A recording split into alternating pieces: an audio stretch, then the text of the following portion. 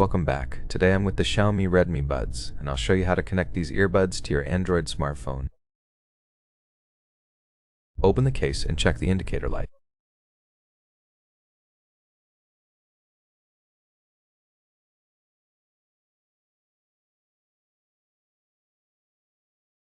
Enable Bluetooth on your Android smartphone. In most cases, the Redmi Buds will appear in the available devices list.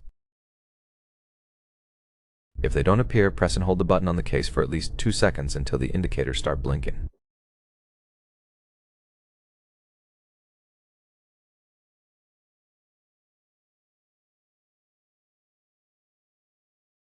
Come Bluetooth off and on again, and they should appear in the list.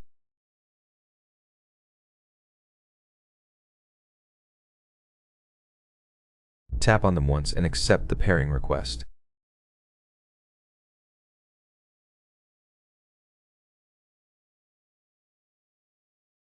You are now successfully connected. If you found this helpful, remember to leave a like, comment, and